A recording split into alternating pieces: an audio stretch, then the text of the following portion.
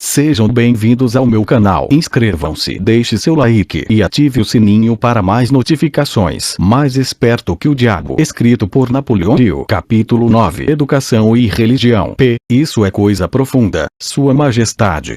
Vamos voltar à discussão de assuntos mais leves e mais concretos, e que provavelmente vão interessar a maioria das pessoas. Estou interessado em discutir as coisas que fazem as pessoas felizes e miseráveis, ricas e pobres, doentes e saudáveis. Em resumo, estou interessado em tudo que pode ser usado por seres humanos, de tal forma que a vida possa pagar dividendos satisfatórios como o retorno para o esforço que se coloca nesse negócio que se chama viver. Muito bem, vamos ser definitivos. Você pegou a minha ideia.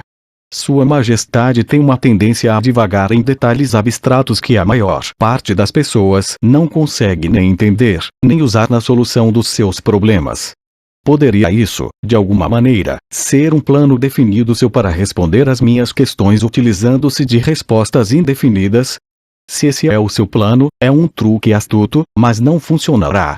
Vá em frente agora e me fale mais alguma coisa sobre as misérias e os fracassos dos seres humanos que, por sua vez, crescem diretamente ligados à indefinição. Por que não me permitir lhe contar mais sobre os prazeres e sucessos das pessoas que entendem e aplicam o princípio da definição? Observo que algumas vezes pessoas com planos e objetivos definidos conseguem o que querem da vida, para somente depois descobrir que aquilo que elas conseguiram não é exatamente o que queriam. O que é então? Geralmente, nos livramos de qualquer coisa que não queremos pela aplicação do mesmo princípio de definição das coisas das quais adquirimos. Uma vida que é vivida com absoluta paz de espírito, contentamento e felicidade, sempre se livra de tudo aquilo que não quer.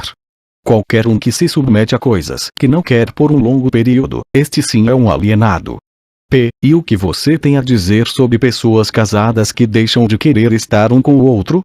Eles devem se separar ou é verdade que todos os casamentos são feitos no céu e os contratantes são, dessa forma, ligados eternamente por essa vontade momentânea, mesmo provando ser uma escolha pobre para ambos?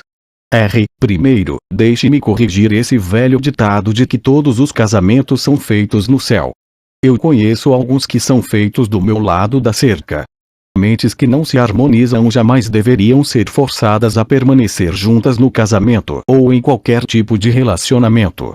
O atrito e todas as formas de discórdia entre as mentes levam inevitavelmente para o hábito da alienação e, consequentemente, para a indefinição. As pessoas não são algumas vezes ligadas umas às outras por uma relação de dever, o que acaba sendo impraticável para eles tirarem da vida o que elas mais querem. Dever é uma das palavras mais abusadas e mal entendidas da existência. O primeiro dever de cada ser humano é consigo mesmo. Cada pessoa deve a si mesma o dever de encontrar como viver uma vida plena e feliz.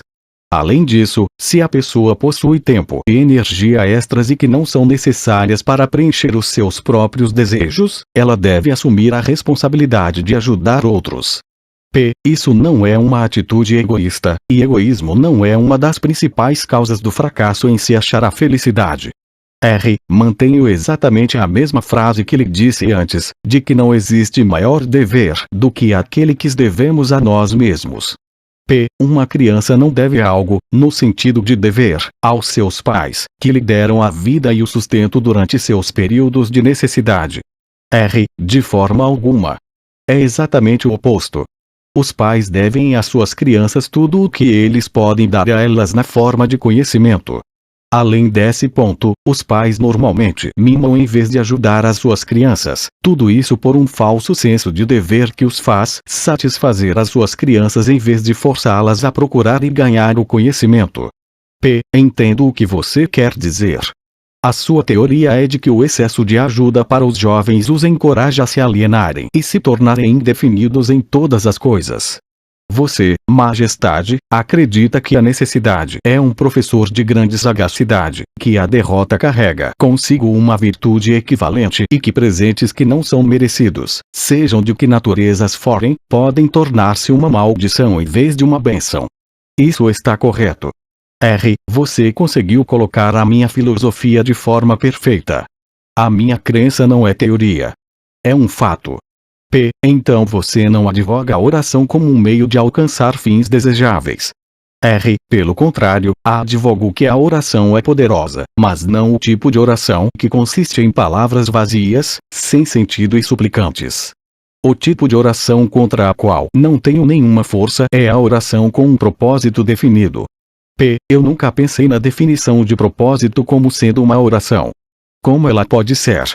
R. A definição é, em efeito, a única forma de oração em que alguém pode realmente basear-se.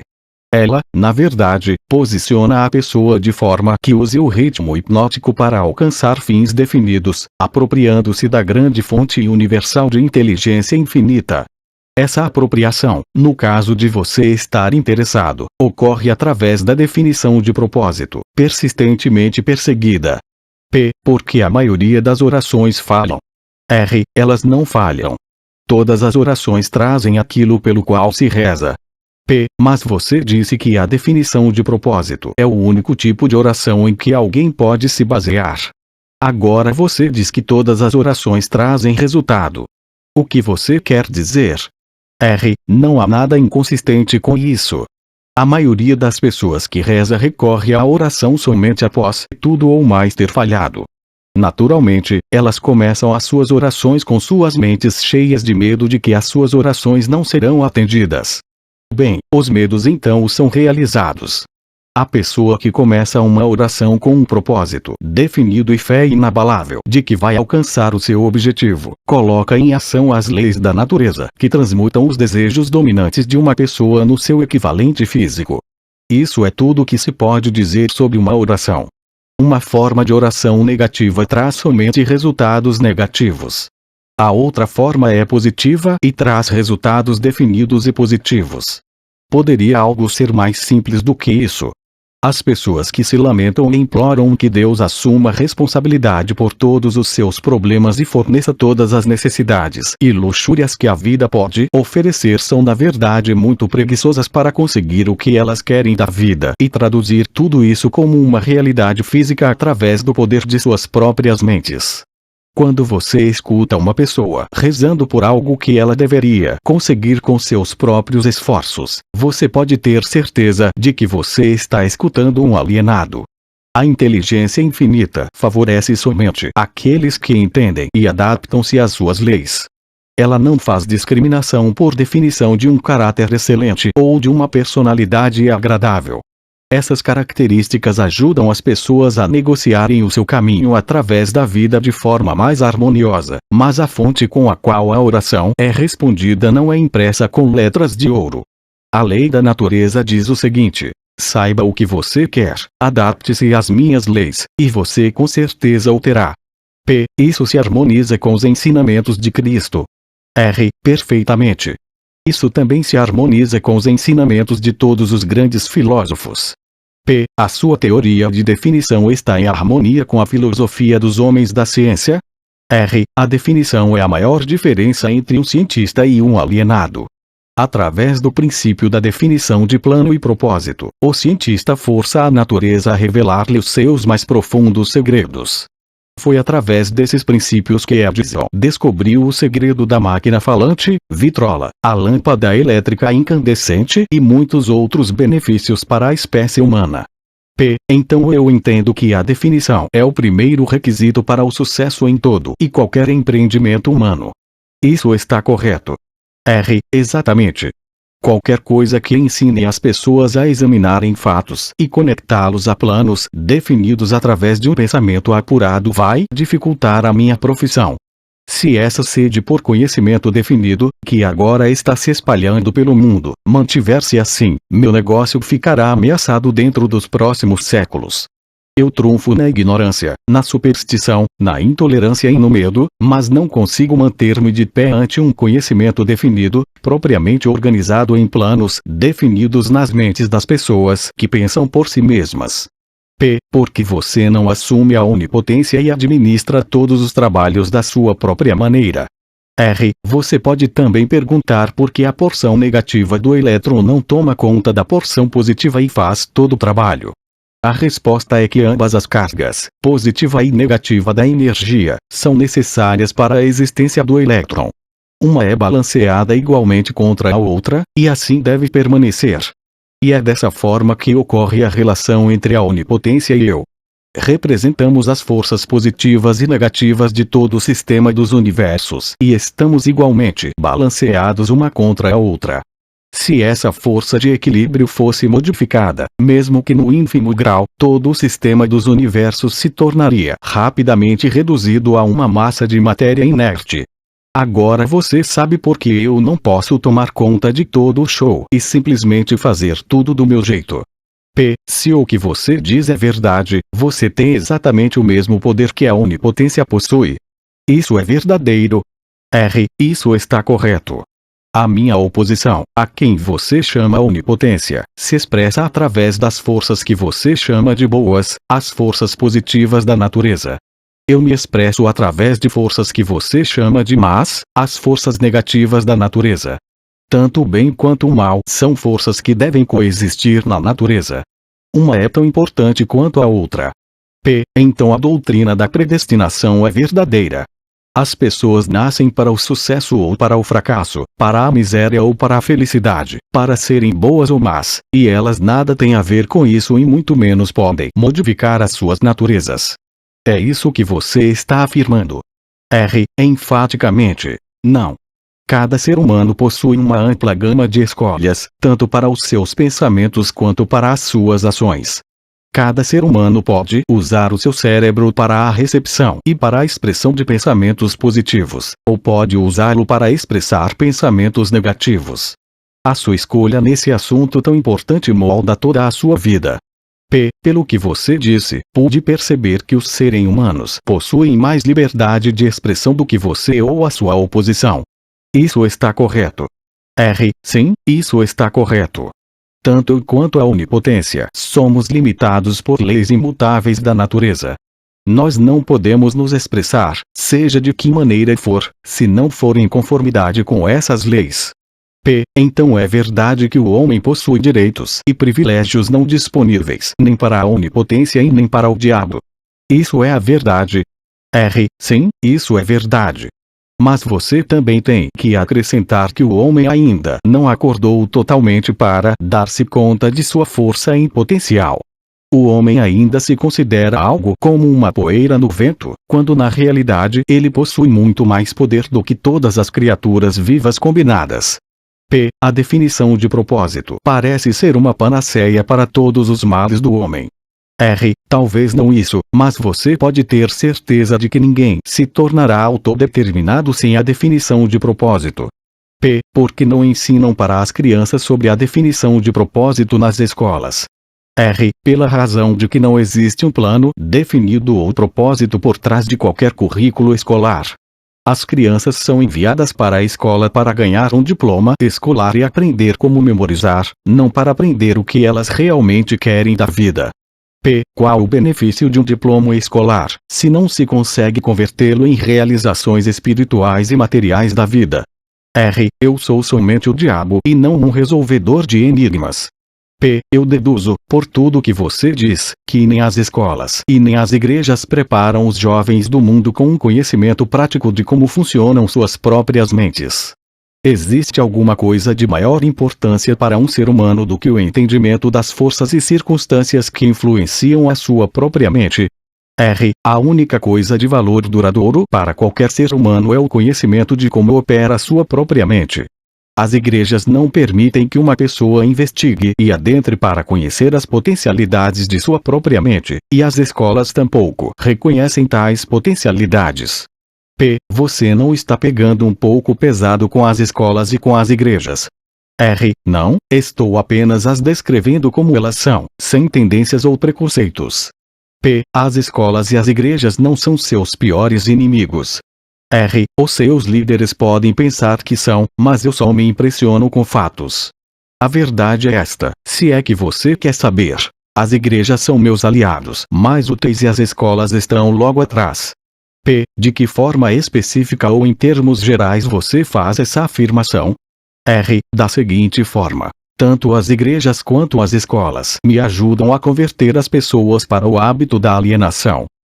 Você consegue perceber que os indícios que você está levantando são substanciais, a ponto de macular a imagem de duas instituições que foram da maior importância e responsáveis pela civilização da forma como se conhece hoje.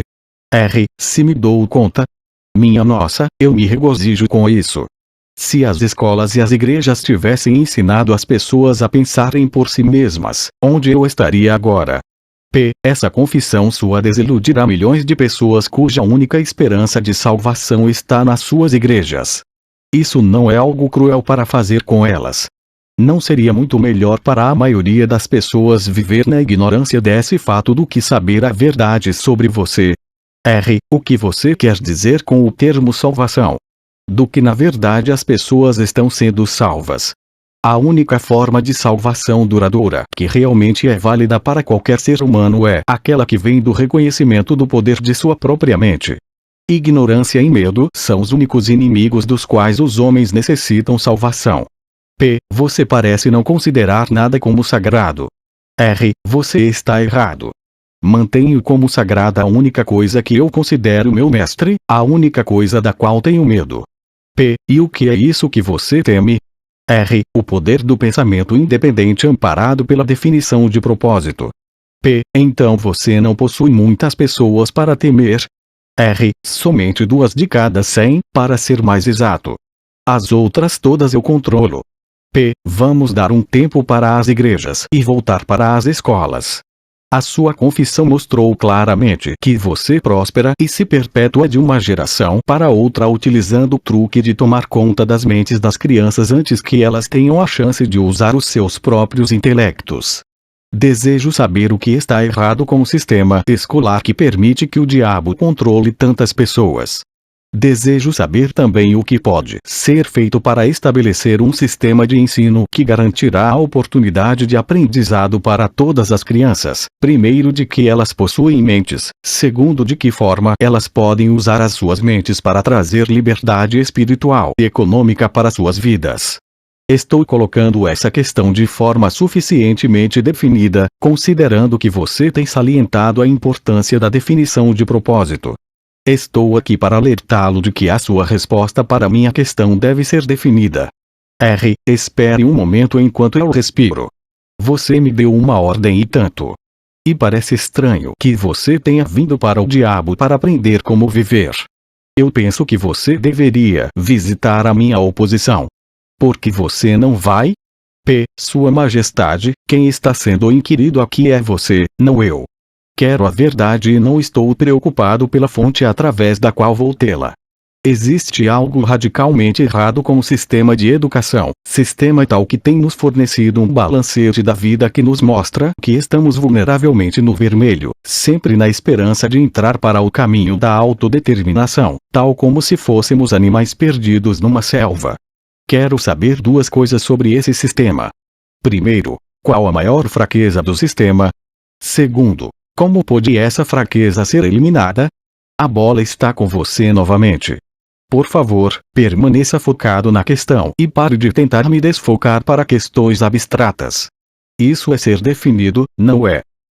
Você não me deixa nenhuma chance a não ser partir para uma resposta direta.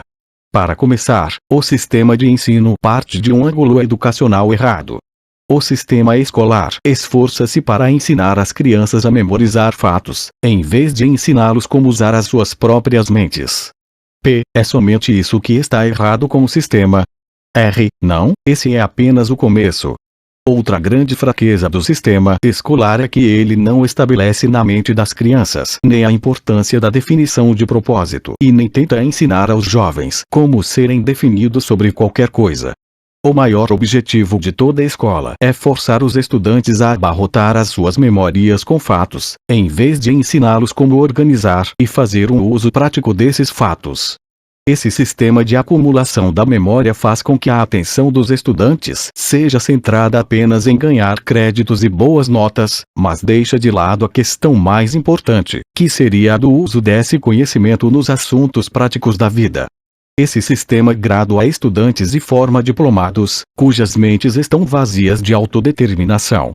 O sistema escolar partiu já de um mau começo. As escolas começaram a sua história como instituições de aprendizado de alto nível, tendo sido criadas inteiramente para aqueles poucos afortunados cujas famílias os destinavam para a educação. Assim, todo o sistema escolar foi desenvolvido começando pelo topo até chegar à parte de baixo da sociedade. Não é de se estranhar que esse sistema negligencia ensinar às crianças a importância da definição de propósito, quando o próprio sistema literalmente desenvolveu-se através da indefinição. O que corrigiria essa fraqueza do sistema escolar? Vamos combinar que não vamos reclamar da fraqueza do sistema ao menos que estejamos preparados para oferecer um remédio prático, com o qual todo o sistema pode ser corrigido. Em outras palavras, enquanto estamos discutindo a importância da definição de um plano e de um propósito, vamos nós mesmos tomar nosso remédio e sermos definidos. Porque não esquece as escolas e as igrejas e evita uma série de incomodações para você mesmo. Não sabe que está colocando seu nariz em assuntos que envolvem as duas forças que controlam o mundo. Vamos supor que você mostre a um mundo que as escolas e as igrejas são fracas e inadequadas para as necessidades dos seres humanos. O que vai acontecer? Com o que vai substituir essas duas instituições? Pare de tentar escapar das minhas questões com esse velho truque de fazer outra pergunta. Não tenho intenção de substituir as escolas e as igrejas. Mas tenho a intenção de encontrar, se puder, um meio de fazer com que essas forças organizadas possam ser modificadas de tal forma que elas sirvam às pessoas em vez de as manter nas trevas da ignorância. Vá em frente agora e me dê um catálogo detalhado de todas as mudanças que poderiam ser feitas no sistema escolar e que, por sua vez, o aperfeiçoariam. Então, você quer todo o catálogo, é isso? Quer as mudanças sugeridas na ordem de sua importância. Descreva as mudanças necessárias na ordem em que elas vêm para você. Você está me forçando a cometer um ato de traição contra mim mesmo, mas aqui está. Reverta o presente sistema, dando às crianças o privilégio de liderar nos seus trabalhos escolares, em vez de seguir regras ortodoxas estabelecidas somente para compartilhar conhecimento abstrato.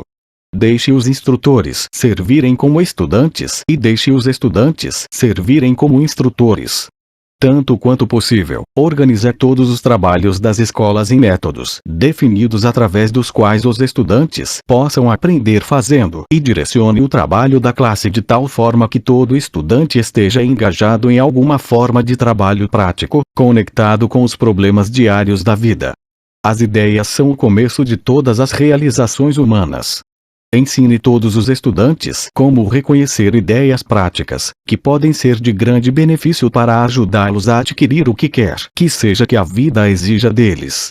Ensine aos estudantes como fazer uma administração efetiva do tempo e, sobretudo, ensine a verdade de que o tempo é o ativo mais valioso disponível para todos os seres humanos, e também o mais barato. Ensine ao estudante os motivos básicos pelos quais todas as pessoas são influenciadas, e mostre a eles como usar esses motivos para adquirir as necessidades e os luxos da vida.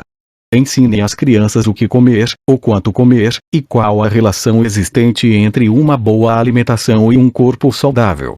Ensine às crianças a verdadeira natureza e a função da emoção do sexo, e, sobretudo, ensine a eles que o sexo pode ser transmutado em uma força propulsora capaz de levar qualquer um ao topo de suas realizações.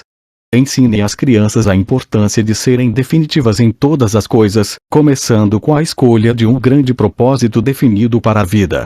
Ensine às crianças o princípio do hábito, e de que este pode ser bom ou mau, usando as experiências do dia a dia como exemplo para elas. Ensine às crianças como hábitos tornam-se permanentes através do ritmo hipnótico e as influencia a adotar, enquanto ainda estão no início dos anos escolares, hábitos que as levarão a ter pensamentos independentes. Ensine às crianças a diferença entre derrota temporária e fracasso. E ensine a elas como procurar pela semente de uma vantagem equivalente que toda derrota traz consigo. Ensine às crianças a importância de expressarem seus próprios pensamentos sem medo, e ensine-as a aceitar ou rejeitar, por sua própria vontade, todas as ideias dos outros, reservando para si mesmas, sempre, o privilégio de as submeterem ao seu próprio julgamento. Ensine as crianças a tomarem decisões prontamente e a mudá-las, mesmo que sejam todas, vagarosamente e com relutância e nunca sem uma razão definida. Ensine às crianças que o cérebro humano é o instrumento com o qual se recebe da grande fonte central da natureza a energia que é especializada em pensamentos definidos. De que o cérebro não pensa, mas serve como um instrumento para a interpretação dos estímulos que causam o pensamento. Ensine às crianças o valor da harmonia em suas próprias mentes e que isso é possível somente através do autocontrole. Ensine às crianças a natureza e o valor de ter autocontrole. Ensine às crianças que existe uma lei de retornos crescentes que pode e deve ser colocada em operação, como um hábito, mostrando que se deve sempre prestar mais e melhores serviços do que é esperado delas. Ensine às crianças a verdadeira natureza da regra de ouro e, sobretudo, mostre a elas que, através da operação desse princípio, tudo que elas fazem para e por outros, elas acabam fazendo para si mesmas. Ensine as crianças a não terem opiniões, a não ser que sejam formadas por fatos ou crenças que possam ser razoavelmente aceitas como verdadeiros fatos. Ensine às crianças que cigarros, bebidas, drogas e o sexo em demasia destroem a força de vontade e acabam levando ao hábito da alienação. Não proíba esses males, apenas explique para elas.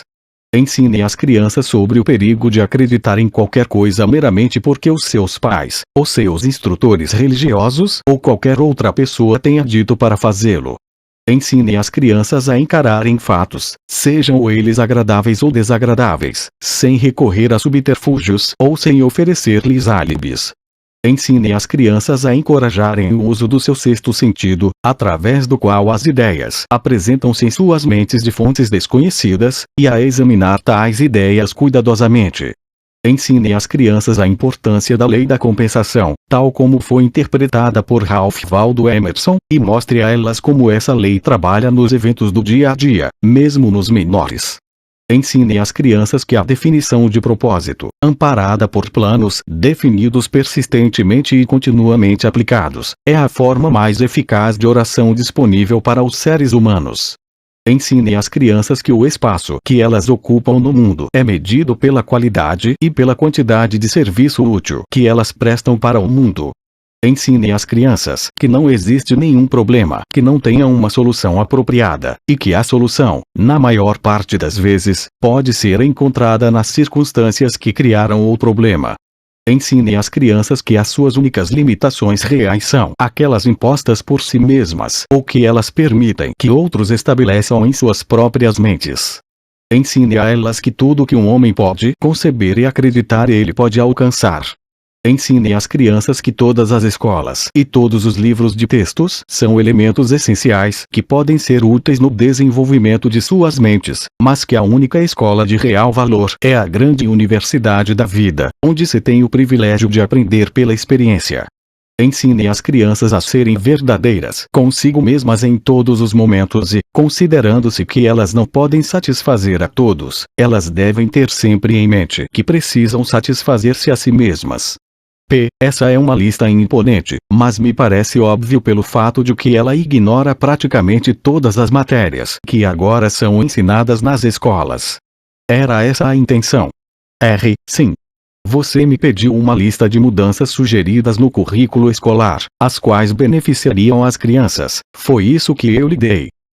Algumas das mudanças que você sugere são tão radicais que chocariam a maioria dos educadores de hoje, você não acha?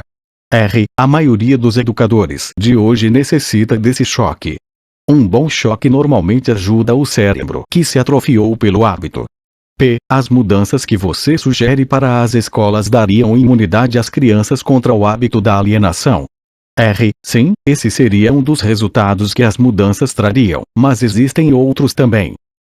Como essas mudanças sugeridas poderiam ser aplicadas no atual sistema escolar?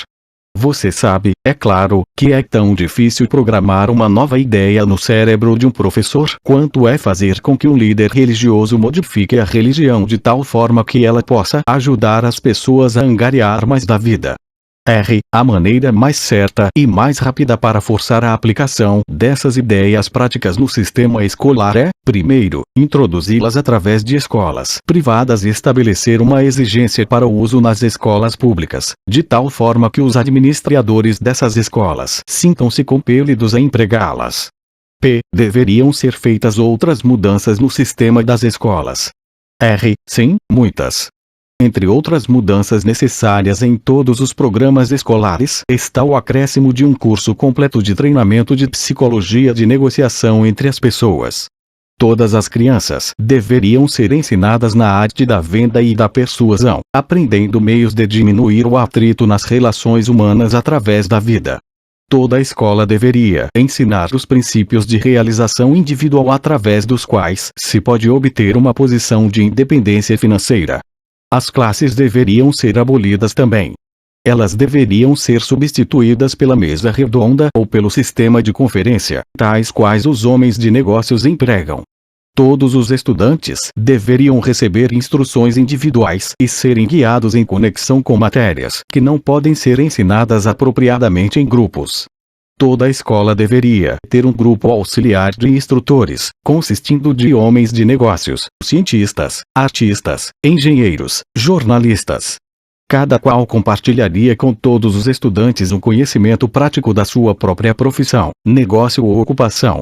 Essa instrução deveria ser conduzida através do sistema de conferência, a fim de economizar o tempo dos instrutores. P. O que você sugeriu é, com efeito, um sistema auxiliar de instrução que daria a todas as crianças que frequentam as escolas um conhecimento dos assuntos práticos da vida, direto da fonte original. Seria essa a ideia. R. Você colocou corretamente.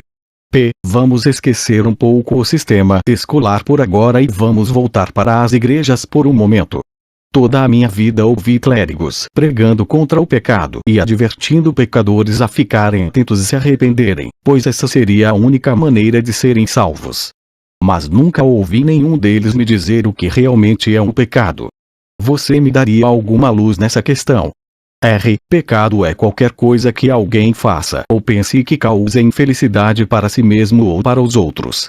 Seres humanos que estão em ótimas condições físicas e em perfeita saúde espiritual deveriam estar em paz consigo mesmos e sempre felizes. Qualquer forma de miséria mental ou física indica a presença do pecado. P. Nomeie algumas das formas comuns de pecado. R. Comer em excesso é uma forma de pecado porque leva à perda da saúde e à miséria.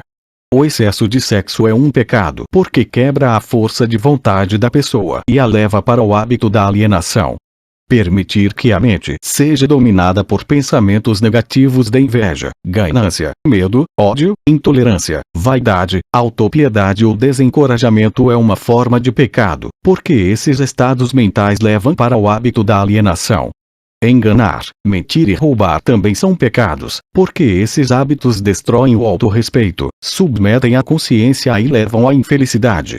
É um pecado também permanecer nas trevas da ignorância, porque a falta de conhecimento leva à pobreza e à perda da autoconfiança. É um pecado aceitar da vida qualquer coisa que não se queira, porque isso indica uma forma imperdoável de negligenciar o uso da mente. P. É um pecado alienar-se através da vida, sem um objetivo definido, plano ou propósito. R. Sim, porque esse hábito leva à pobreza e destrói o privilégio da autodeterminação.